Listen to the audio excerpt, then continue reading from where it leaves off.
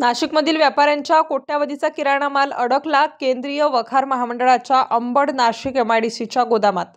नाशिक शहरातील अंबड औद्योगिक वसाहतीमध्ये केंद्रीय वखार महामंडळाचे गोदाम असून या ठिकाणी नाशिक शहरातील अनेक व्यापाऱ्यांनी आपला किराणा माल तसेच मिरची, मसाले, तांदूळ, ड्राय फ्रूट्स आदी वस्तूंची व भुसार मालाची साठवणूक केली आहे। केंद्रीय वखार महामंडळाचे हे गोदाम भाडेतत्वावर नवी दिल्ली नजीक असलेल्या गाझियाबाद येथील ठेकेदाराला दिले आहे।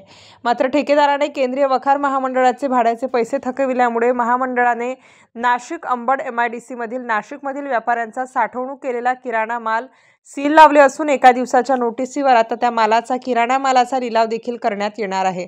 वास्तविक हे प्रकरण न्यायप्रविष्ट असल्याने याची कोणतीही पूर्वकल्पना न देता लिलाव जाहीर केला आहे।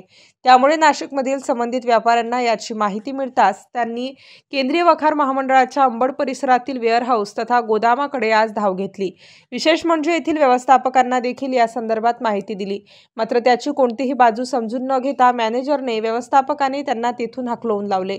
त्यामुळे सर्व व्यापाऱ्यांनी या संदर्भात कायदेशीर नोटीस दाखल करण्याचा निर्णय घेतला। मात्र आता कोणत्याही परिस्थितीत हा मालाचा लिलाव झाल्यास सुमारे 21 व्यापाऱ्यांचे जवळपास 3 कोटींच्या मालाचे लिलाव होणार असून त्यांचे कोट्यावधीचे नुकसान होणार आहे। त्यामुळे व्यापाऱ्यांमध्ये घबराट निर्माण झाली आहे। या संदर्भात त्यांनी पोलीस प्रशासनाला तसेच निमा एमा संघटनेच्या पदाधिकाऱ्यांना याबाबत माहिती दिली असून आपली बाजू मांडण्याचा प्रयत्न केला आहे। या संदर्भात अधिक माहिती देताना संबंधित व्यापाऱ्यांनी सांगितले की केंद्र सरकारच्या कार्यातील केंद्रीय वखार महामंडळाच्या गोदामामध्ये आम्ही मोठ्या विश्वासाने आमचा किराणा माल व अन्य माल साठवणुकीसाठी ठेवला होता। मात्र संबंधित ठेकेदाराने म्हणजेच RJVM प्रोडक्ट कंपनीचे वैभव अग्रवाल, राजकुमार जतीन गुप्ता राहणार गाझियाबाद उत्तर प्रदेश यांनी केंद्रीय वखार महामंडळाचे भाडे थकवल्यामुळे या महामंडळाने कोणताही मागचा पुढचा विचार न करता अंबड एमआयडीसी मधील आमच्या मालाला सील लावले आहे। तसेच एका दिवसाच्या नोटीसीवर या मालाचा लिलाव देखील जाहीर केला आहे।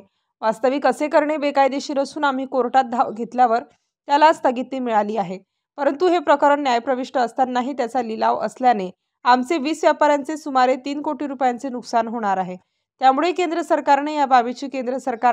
सरकारने या बाबीची गंभीर दखल घेऊन तातडीने संबंधित प्रकरणी योग्य तो मार्ग काढून आम्हाला न्याय द्यावा असेही या संदर्भातील निवेदनात सदर व्यापाऱ्यांनी म्हटले आहे।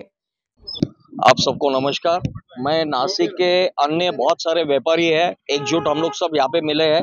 सबके बिहाफ में एक ही बात बोलूँगा, ये पीछे आप देख रहे हैं सेंट्रल वेयरहाउस कॉरपोरेशन है जो गवर्नमेंट की प्रॉपर्टी है। यहाँ पर RJVM फूड प्रोडक्ट्स LLP एक जिसके प्रोप्राइटर है वैभव अग्रवाल, जो रेंटल बेस पे यहाँ का कोल्ड स्टोरेज चलाया करते थे। और RJVM फूड प्रोडक्ट्स ने कम से कम 28 से 32 लाख रुपए का यहाँ पर रेंटल नहीं देने के कारण CWC ने, सेंट्रल वेयरहाउसिंग कॉरपोरेशन ने, यहाँ पर सब पार्टियों का माल आउटवर्ड सबका रोका है। इसमें बहुत सारे मजबूर व्यापारी है जिसने CC अकाउंट करके बैंक से कर्जा लेके माल खरीदी किया, किसने कुछ किया, कोई कैसे कैसे घर चलाते अपने। बहुत सारे मजबूर है, किसका 30 लाख का माल है, किसका 1 करोड़ का माल है, किसका 50 लाख का है, किसका लाख रुपए का है। तो आज की तारीख में अभी जस्ट कल के दिन पेपर में नोटिस दिया गया CWC के थ्रू, और सारे व्यापारियों का माल ऑक्शन के लिए निकाला जा रहा है और ऑक्शन का डेट कल है। बस यहाँ पर सब लाचार व्यापारी है, सब अपनी अपनी तकलीफ सामने लेके आए हैं कि ये आज की तारीख में हो ये रहा है CWC। एंड सबसे बड़ी बात है कि RJVM जो दिल्ली की पार्टी है, जो कोल्ड स्टोरेज रेंटल बेस पे चलाता था, इन दोनों के बीच में डिस्प्यूट चल रहा है, जिसकी वजह से सारे व्यापारियों को भुगतान करना पड़ रहा है। आज सबसे बड़ा मुद्दा यह है कि ये व्यापारी इनकी तकलीफ कहाँ और किधर किसको जाके सुनाए। बस इतनी विनंती है कि इसमें से रास्ता निकले। जितने व्यापारी है, लाखों रुपए का माल यहाँ पर कोल्ड स्टोरेज में है, जिसका माल उसको जिसको मिल जाना चाहिए, ये सबसे विनंती। हम सब मसाला व्यापारी हैं और जो भी मटेरियल इसमें रखा हुआ है CWO सब फूड आइटम है और सब पेरिसेबल आइटम है और जल्दी से जल्दी खराब हो सकता है। हमारी यही विनती है कि हमारा मटेरियल जल्दी मिले।